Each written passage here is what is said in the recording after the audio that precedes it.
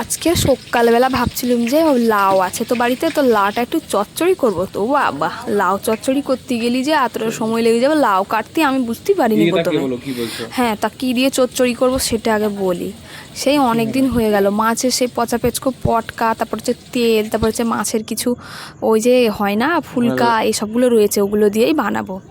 তো তার জন্য কড়াইতে এক ফোঁটা তেল দিলাম। আর এই দেখো, এটা দেখতে কিরম লাগছে, মনে হচ্ছে না যে খাসির চর্বির মতো? ওই রকম দেখতে লাগছে। তেলে দিতি সে কি চিরবিড়ানি আওয়াজ রে বাবা, পাশে আর থাকা যায় না। তেল ছিটকে একাকার হয়ে যাচ্ছে। একে আমার তেল কম পুড়ে যায় রান্না করতে, তার উপর তেল ছিটকে চলে যাচ্ছে অন্যদিকে।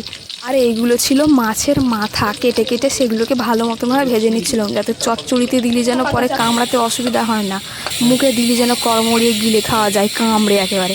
ভেজে নিয়েছিলাম, এগুলো পরে দিতে হবে তরকারিতে। আর এদিকে ফোড়নে দিয়েছি ওই যে 5 ফোড়ন আর শুকনো লঙ্কা তেজপাতা। মাল মশলা তেমন কিছু লাগবে না, অল্প একটু আদা রসুন পেঁয়াজ এসব হলেই হবে। আর ঝাল লবণ তেল নুন তো এগুলো তো থাকতেই হবে বাড়িতে, তাই না? খাতি এলি তো এগুলো রাখতেই হবে বাড়িতে, রান্নাঘরে সেগুলো সবার থাকে। আর বলতে লাগে সব কথা। সব কিছু মাল মশলা একসাথে দিয়ে ভালো করে ঘেঁটি নিয়ে একেবারে তার ওপর দিয়ে দিতে হবে লাউ কাটাগুলো। আর এমনিতে একটু লাউ বেশি কেটেছি, কারণ আমাদের বাড়িতে একটু আমরা বেশি লোক, তো ওই জন্য।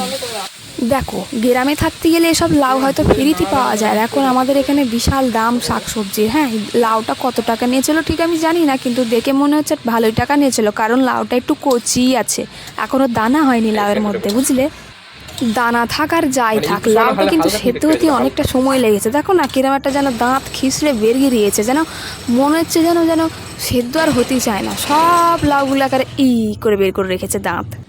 আর লাউটা প্রায় যখন মনে হবে যে সেদ্ধ হয়ে চলে এসেছে প্রায়, এবার একটু খাওয়া যাবে, তরকারিটা তোলার মতো হয়ে যাবে, তখন এইগুলো একটু ভালো করে ভেঙে নিতে হবে।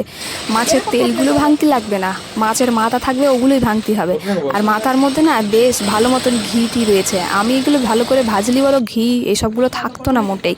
আর এইগুলো যত থাকবে তরকারিটা টেস্টি হবে তত, মানে খুব সুন্দর লাগবে খাতি। আর আমি তো কম ভেজেছিলাম, বেশি ভাজলেও কোনো সমস্যা নেই। যাই হোক, শেষবারে একেবারে একটুখানি চিনি দিয়ে নিতে হবে তরকারিতে, গরম মশলা দিয়ে নিতে হবে যাতে স্বাদটা বাড়ে। হ্যাঁ, আর আমাদের তরকারি হয়ে গেছে। আর তোমাদের যদি ভিডিও ভালো লাগে তাহলে লাইক কমেন্ট আর একটা শেয়ার করে দিও।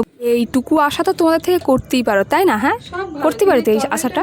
হ্যাঁ ঠিক, করতেই পারি আশাটা। আর দেখো, আমার কাছে সব কাজ সমান, তরকারি নামানোটা কিন্তু বাটিতে এটা খুব কঠিন লাগে আমার কাছে।